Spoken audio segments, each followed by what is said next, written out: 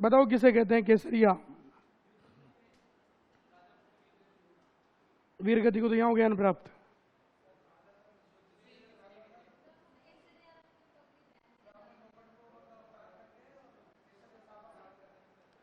बिल्कुल सही बताया सबने, थोड़ा थोड़ा अब मैं जोड़ देता हूं सब परिभाषाओं को। देखो ध्यान से समझो, राजा का किला बना हुआ है यहां पर ये। अब ये जो राजा का किला है, मान लो इस किले पर किसी ने क्या कर दिया, आक्रमण। ध्यान रखो मैंने पहले ही बता दिया कि चारों चीजें कब होगी, जब संकट आएगा। तो राजा का किला है, इस पर किसी ने क्या कर दिया, आक्रमण। लिखना बंद कर दो, ध्यान से सुनो। आक्रमणकारी ने क्या किया कि आक्रमण तो किया जो किया, आक्रमण करके इस दुर्ग की क्या कर ली, घेराबंदी। भाई राजा नहीं है लड़ने के लिए, परकोटे के दरवाजे बंद करके बैठ गया राजा। तो इस आक्रमणकारी ने क्या किया कि इस दुर्ग के चारों तरफ की क्या कर ली, घेराबंदी कर ली। अगर कभी मुगल काल ढंग से पढ़ा है तो एक इतिहासकार पढ़ा होगा, विंसेंट स्मिथ, सुना है क्या नाम कभी? और विंसेंट स्मिथ ने घेराबंदी को दीमक की संज्ञा दी है। किसकी संज्ञा दी है? दीमक की संज्ञा। क्यों दी है वो समझो। देखो दीमक जानते हो, घर में लकड़ी पे, दीवार पे, इन पे लगती है अपने। उसकी क्या विशेषता होती है कि एक बार वो लगना शुरू हो जाती है ना, और अगर सामने वाला उस पर ध्यान नहीं देता तो वो दिन प्रतिदिन बढ़ती चली जाती है और ज़्यादा विस्तार करती चली जाती है। वही कंडीशन किसकी है? घेराबंदी की। पहले दिन मान लो 100 सैनिकों ने डेरा डाला और अंदर वाले राजा ने ध्यान नहीं दिया, कुछ भी नहीं किया, तो रोजाना ये घेराबंदी दिन प्रतिदिन बढ़ती चली जाएगी। ठीक है। अब क्या होता है कि जैसे एक किला है, इस पर किसी ने आक्रमण कर दिया और आक्रमण करके इसकी क्या कर दी, घेराबंदी कर दी। अब जैसे ही घेराबंदी कर दी तो अंदर जो राजा है, उस राजा को ऐसा लगा कि यार इस बार जो है परिस्थितियां मेरे विपरीत है, परिस्थितियां मेरे अनुकूल नहीं है, और मैं कितना ही जोर लगा लूं जीतना क्या इस बार असंभव है। लग जाता है। आप लोग भी तैयारी करते हो कई बार, अरे परीक्षा के समय लगता है, मन कहता है बोला 1 महीना और मिल जाता ना मेरे को तो मैं करंट जीके पढ़ के चला जाता। होता है कई बार। तो जैसे ही आक्रमणकारी ने घेराबंदी की, अंदर वाले राजा को ऐसा लग गया कि इस बार परिस्थितियां मेरे अनुकूल नहीं है, विषम परिस्थितियां हैं, और मैं कितना ही जोर लगा लूं जीतना इस बार क्या लग रहा है, असंभव लग रहा है। लेकिन राजपूत योद्धाओं की ये तो विशेषता रही है कि सामने मृत्यु को देखकर भी उनका हृदय विचलित नहीं हुआ, और वो जितनी भी संख्या में थे अपने हंसते हंसते हुए अपने प्राणों का बलिदान किया और मातृभूमि की रक्षा के लिए अपना सर्वस्व न्योछावर कर दिया उन्होंने। तो राजा को ऐसा लग गया कि इस बार जीतना संभव है, लेकिन फिर भी राजा युद्ध लड़ेगा, मातृभूमि की रक्षा के लिए अपने प्राणों का बलिदान देगा। लेकिन तब राजा क्या करता है कि राजा को लग गया कि इस बार जीतना संभव है, तो राजा युद्ध में जाने से पहले क्या करता है कि अपना जो राजमुकुट होता है, उस राजमुकुट को उतार के सिंहासन के ऊपर रख देता है। किसके ऊपर रख देता है? सिंहासन के ऊपर। उसको पता है कि युद्ध में इस बार जीतना संभव है, और मैं जब युद्ध में लड़ता हुआ वीर गति को प्राप्त हो जाऊंगा तो मेरा मुकुट पता नहीं किन किन के पैरों के नीचे आएगा, और स्वाभिमान राजा का। तो पहले ही मुकुट को उतार के सिंहासन के ऊपर रख दिया, और मुकुट उतार के सिंहासन के ऊपर रखने के बाद वो राजा क्या करता है कि केसरिया रंग का क्या धारण कर लेता है? साफा। अरे केसरिया रंग का क्या धारण कर लेता है? और केसरिया रंग का ही क्यों धारण करता है? क्योंकि केसरिया जो है वो त्याग का, बलिदान का, शौर्य का प्रतीक है। तो केसरिया रंग का क्या धारण कर लेता है? साफा। और जो वस्त्र होते हैं वो भी केसरिया रंग के पहन लेता है। तो बाकी के जो सेनापति सैनिक है वो भी केसरिया बाना धारण कर लेते हैं, और केसरिया बाना धारण करके जब राजा इस आक्रमणकारी से युद्ध करने जाता है और युद्ध में लड़ता हुआ वीर गति को प्राप्त हो जाता है, तो उस घटना को हम क्या कहते हैं? केसरिया कहते हैं। दोबारा समझना, कि राजा का किला था, किसी ने आक्रमण किया, आक्रमण करके घेराबंदी कर ली।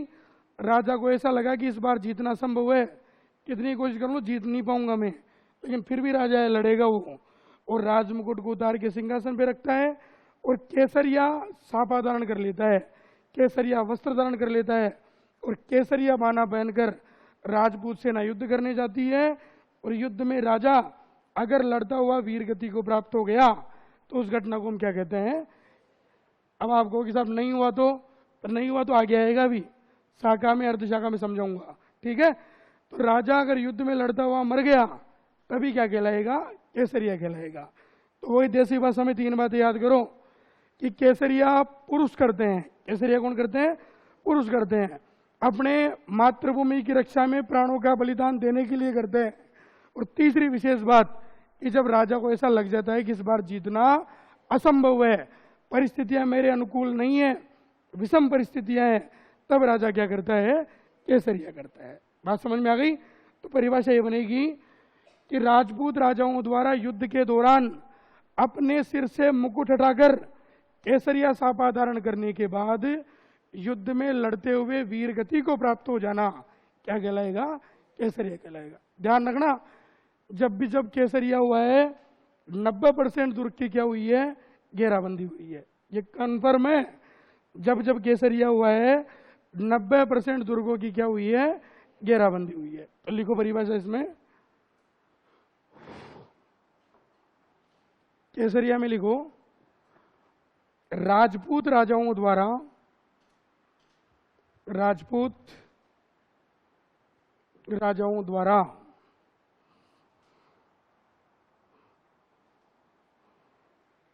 युद्ध के दौरान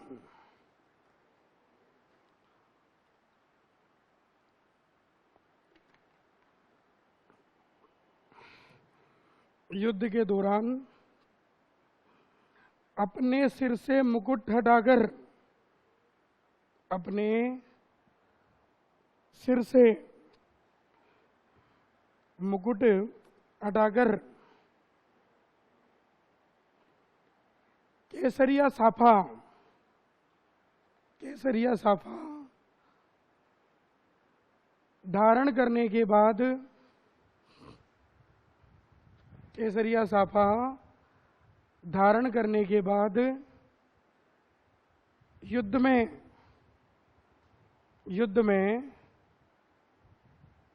लड़ते हुए वीर गति को प्राप्त हो जाना, युद्ध में लड़ते हुए वीर गति को प्राप्त हो जाना, ठीक है। दोबारा मिला लो परिभाषा को कि राजपूत राजाओं द्वारा युद्ध के दौरान अपने सिर से मुकुट हटाकर केसरिया साफा धारण करने के बाद युद्ध में लड़ते हुए वीर गति को प्राप्त हो जाना क्या कहलाएगा, केसरिया। देसी भाषा में समझेंगे तो पुरुषों द्वारा किया जाता है, अपने मातृभूमि की रक्षा में बलिदान के समय किया जाता है। और तीसरी विशेष बात यही थी कि जब दुर्ग की घेराबंदी हो जाती है और राजा को ऐसा लगता है कि इस बार जीतना क्या है, असंभव है, तब राजा संकट में क्या करता है, केसरिया करता है, ठीक है। तो जोहर महिलाएं करती है और केसरिया पुरुष करते हैं। आपसे कोई पूछ ले कि युद्ध में पहले जोहर होगा केसरिया होगा, तो ऐसा कोई फिक्सेशन नहीं है, दोनों अलग अलग चीजें हैं। लेकिन कोई पूछ ले तो बुद्धि लब्धि के आधार पे कहना है कि साहब पहले केसरिया होगा, क्योंकि पति जब तक जीवित है पत्नी के आत्मसम्मान को कभी खतरा नहीं पहुंचेगा। तो हम कह सकते हैं कॉमन सेंस के आधार पे कि पहले क्या होगा, केसरिया, उसके बाद ही क्या होगा, जोहर, ठीक है। फिर लिखो साका। और अब आप लोग बताएंगे, बताओ किसे कहते हैं साका। बिल्कुल राइट, साका कहते हैं कि जहां पे केसरिया भी हो जाए और जोहर भी हो जाए, इन दोनों का मिश्रित रूप क्या कहलाता है, साका। तो लिख लो इसमें केसरिया प्लस जोहर,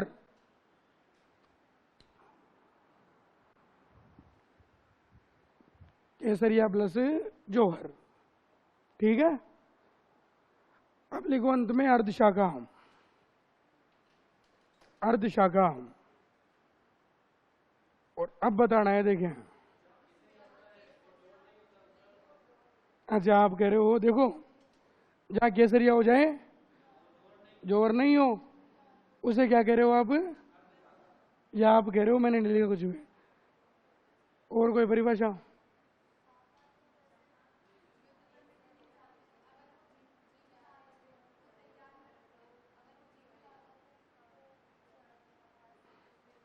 बताओ, देखिए और कोई बताओ। इसी को ही कहते हैं कि केसरिया तो हो जाए जोर नहीं हो, उसे क्या कहेंगे? अब मैं कह रहा हूं कि जब केसरिया हो रहा है जोर नहीं हो रहा, तो फिर केसरिया ही कह तो सीधा सीधा ही, भाई केसरिया हुआ था। अर्धदिशा का क्यों कह रहे हो? भाई जब केसरिया हो रहा है जोर नहीं हो रहा है, तो सीधा सीधा ये भी तो कह सकते हैं कि केसरिया हुआ था। अर्धदिशा का कहना,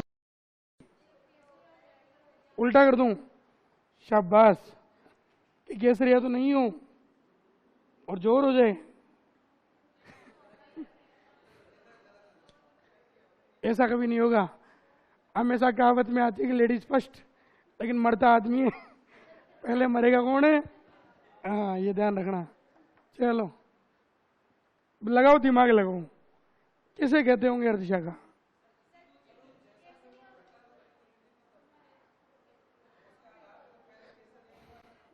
चलो समझो, अभी मैं बता रहा हूं, ध्यान से सुनिएगा। देखो दोस्तों, वास्तव में अगर हम बात करें तो पूरे भारत के इतिहास में, ढंग से सुनना, लिखना बंद, पूरे भारत के इतिहास में जो अर्धशाके हुए हैं वो हुए हैं टोटल 6। कितने अर्धशाके हुए हैं? 6। लेकिन इसे हम पढ़ते कैसे हैं राजस्थान के हिसाब से? 5+1, यानी कि 1 तो राजस्थान में हुआ है और 5 राजस्थान के बाहर पढ़ते हैं। अभी बताऊंगा कौन कौन से क्या क्या हैं। अब वास्तव में अर्धशाके की परिभाषा केवल राजस्थान वाली थोड़ी आएगी, ये 5 भी तो हैं, इनको भी ध्यान में रखना है। अब अर्धशाखा कहेंगे किसे वास्तव में, वो समझो, नाम से स्पष्ट हो रहा है अर्धशाखा। तो देखो, अर्ध का मतलब तो क्या है? आधा। अरे अर्ध का मतलब क्या है? आधा। और शाखा का मतलब क्या है? केसरिया प्लस जौहर। यही तो लिखा हमने अभी, केसरिया का प्लस जौहर क्या कहलाएगा? शाखा। अर्ध का मतलब हो गया आधा और शाखा का मतलब हो गया केसरिया प्लस जौहर, लिख दिया। वास्तव में अर्धशाखा उसे कहते हैं कि जहां पे केसरिया भी कैसा हो? आधा, और जौहर भी कैसा हो? तो यहां पर आधा केसरिया आधा जौहर अर्धशाखा कहलाएगा। गणित मत लगाना यहां पे कि आधा प्लस आधा बराबर 1 हो गया, नहीं। अब कैसे होगा आधा आधा? मैं ये 5 की कंडीशन बता रहा हूं, राजस्थान में अलग हुआ है थोड़ा सा। आधा आधा कैसे होगा वो समझो, कि जैसे मान लो ये किसी राजा का किला है, ढंग से समझना, दिमाग लगाने की आवश्यकता है। ये राजा का किला है और इस राजपूत राजा के किले पर किसी ने क्या कर दिया? आक्रमण कर दिया। अब जैसे ही आक्रमण कर दिया तो आक्रमणकारी ने इस किले की क्या कर दी? घेराबंदी। इस किले को चारों तरफ से क्या कर लिया? घेर लिया, घेराबंदी कर दी। अब जैसे ही घेराबंदी कर दी तो अंदर जो राजा है इसको लग गया कि परिस्थितियां मेरे विपरीत है, मैं कितना ही जोर लगा लूं जीत नहीं पाऊंगा।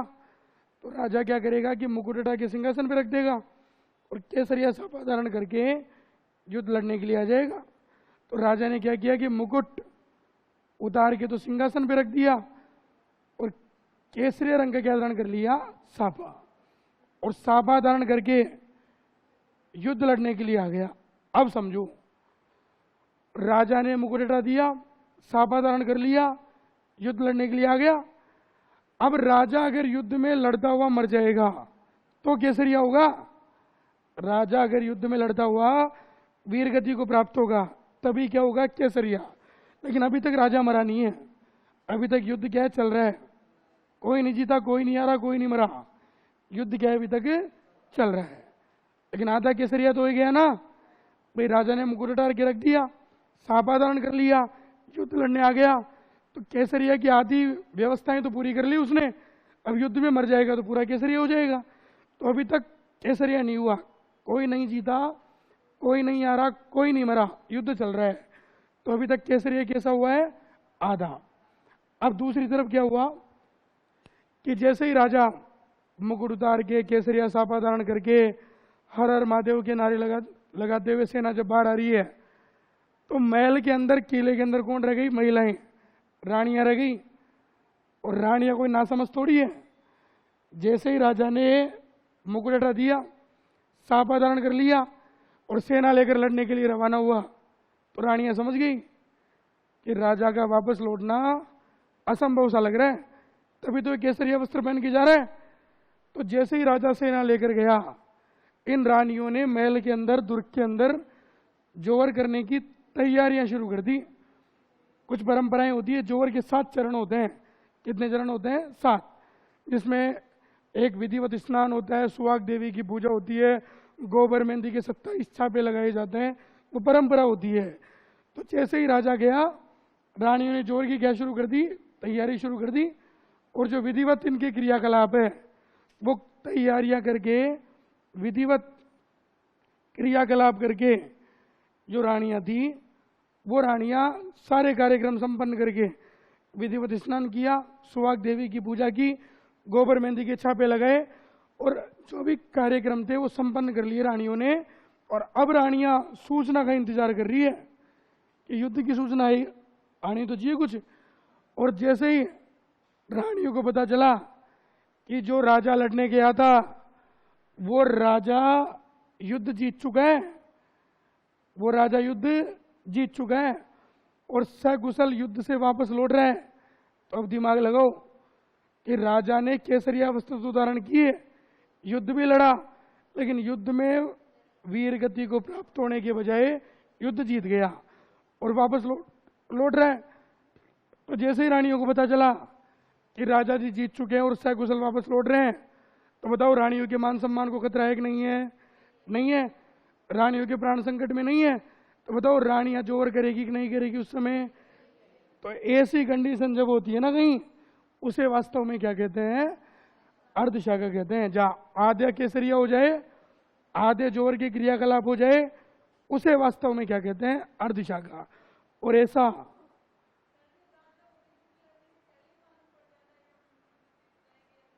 नहीं मालूम कैसे पड़ता है युद्ध, जब तक युद्ध चलता है। नहीं वापस आके क्यों भाई? युद्ध चलता है तो 1 घंटे का थोड़ी होता है भाई। ये जो कर रही है ना रानियां क्रियाकलाप, ये इसलिए कर रही है क्योंकि जब राजा को युद्ध जीतने का विश्वास नहीं है, तभी तो राजा ने मुकुट उतार दिया और सापा धारण करके लड़ने चला गया। तो जब सापा कब धारण करेगा राजा? जब 90% राजा युद्ध में वीरगति को प्राप्त होगा और वापस लौटने के चांस न के बराबर रहेंगे। लेकिन 5 बार ऐसा हुआ है कि राजा ने सापा धारण किया, युद्ध लड़ने भी गया, लेकिन युद्ध में मरने की बजाय राजा जीत गया और सकुशल वापस लौट गया। तो राजा ने केसरिया तो करना चाहा, लेकिन परिस्थितियां उसके अनुकूल हो गई युद्ध के समय और राजा युद्ध जीत गया। तो आधा केसरिया हुआ। इधर रानियों ने जोर की तैयारियां कर ली, क्रियाकलाप जो है वो संपन्न कर लिए, 6 चरण पूरे कर लिए, केवल एक ही चरण बाकी रह गया, अग्नि में कूदने का, जल में कूदने का। और रानियों को तब सूचना मिली, भाई ये प्रोसेस कोई 1 घंटे का थोड़ी है, लंबा प्रोसेस चलता है। और तब तक रानियां जोर नहीं करती जब तक युद्ध का परिणाम नहीं आता है। क्या कह रहे हो?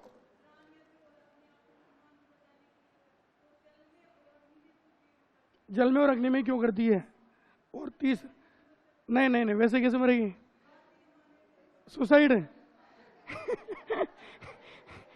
उस समय चिकित्सा विज्ञान ने इतनी उन्नति नहीं की थी, ठीक है, उस समय ऐसे ख्याल भी नहीं आते थे, ठीक है। आज के जमाने का अलग हिसाब किताब है।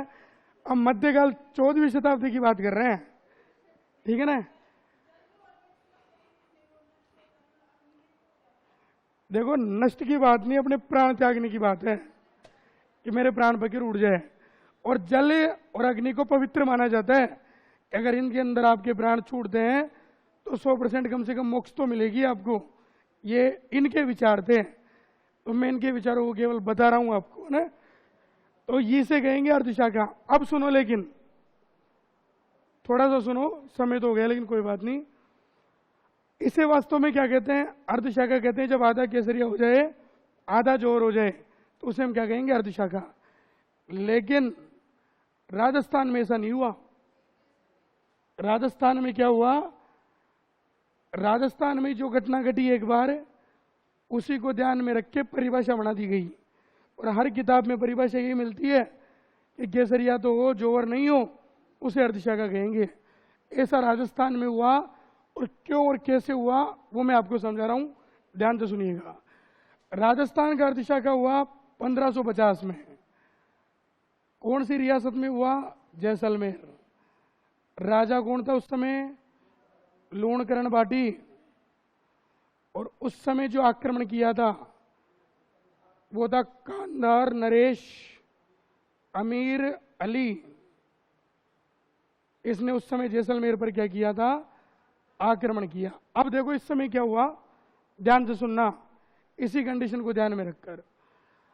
अमीर अली ने आक्रमण कर दिया जैसलमेर के किले पर। आक्रमण करके घेराबंदी कर दी। घेराबंदी जैसे ही की, तो ये जैसलमेर का जो राजा था लूणकरण बाटी, इसको लग गया कि मेरा युद्ध जीतना संभव है, मैं जीत नहीं पाऊंगा। तो वो इसने मुकुट उतार के वहां पे रख दिया सिंहासन पे, और केसरिया सापा धारण करके युद्ध लड़ने के लिए चल गया। अब युद्ध चल रहा है, अभी तक कोई नहीं जीता, कोई नहीं आ रहा, कोई नहीं मरा, युद्ध चल रहा था। राजा के जाते ही जो अंदर रानियां हैं, जो महिलाएं हैं, उन्होंने क्या किया? जोर की तैयारियां शुरू कर ली। अब इस युद्ध में क्या हुआ कि ये जो लूणकरण बाटी है, ये लूणकरण बाटी युद्ध में लड़ता हुआ वीर गति को प्राप्त हो गया। लूणकरण बाटी युद्ध में लड़ता हुआ मारा गया, वीर गति को प्राप्त हो गया। अब जब राजा मर गया तो हो गया केसरिया तो। अरे जब राजा मर गया तो हो गया ना केसरिया तो। लेकिन राजा के मरने के बाद जैसलमेर की सेना युद्ध जीत गई थी। राजा मर गया था युद्ध में, लेकिन राजा के मरने के बाद जैसलमेर की सेना युद्ध जीत गई। इधर रानियां सूचना का इंतजार कर रही थी कि क्या हुआ। रानियों को पता चला कि राजा मर चुका है, तो 2-4 रानियां कूदने के लिए तैयार हो गई जल में। पकड़ा उनको, लो पूरी बात तो सुनो कि राजा तो मर गया, लेकिन हमारी सेना युद्ध जीत चुकी है, तो आपके आत्मसम्मान को कोई खतरा नहीं है, क्योंकि आक्रमणकारी किले पर अधिकार नहीं करेगा। और तब उस समय रानियों ने जोवर नहीं किया। तो इसी घटना को ध्यान में रख के परिभाषा बना दी गई कि केसरिया तो हो जाए और जोवर नहीं हो, उसे क्या कहते हैं? अर्धशाखा। बात समझ में आई? तो लिख लो इसको भी, अर्धशाखा में लिखो लाइन।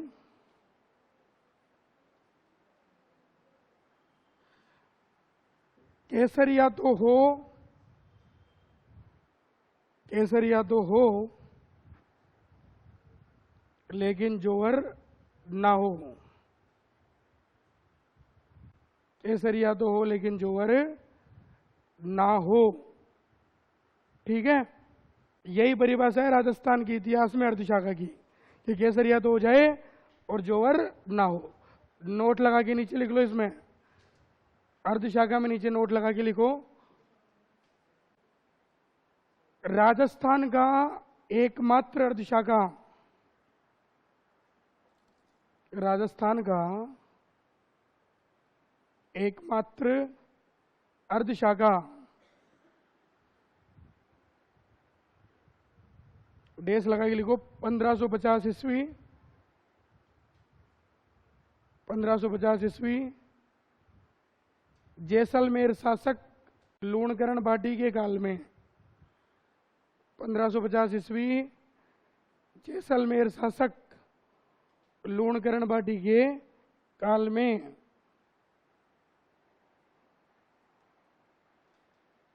ठीक है, और ब्रैकेट में लिख लेना आक्रमणकारी कांधार नरेश अमीर अली।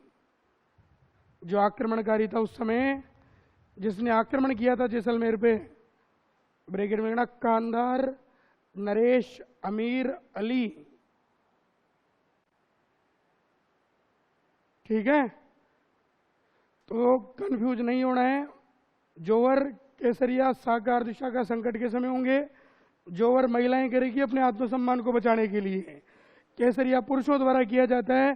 केसरिया सापा धारण करके युद्ध के मैदान में वीर गति को प्राप्त होने के बाद साके में केसरिया और जोर दोनों हो जाए साका, और अर्धशाखा में केसरिया तो हो लेकिन जोवर नहीं हो। और वो कैसे होगा कैसे नहीं होगा वो समझा दिया मैंने आपको, ठीक है। बाकी का पोर्शन कल पढ़ेंगे। धन्यवाद।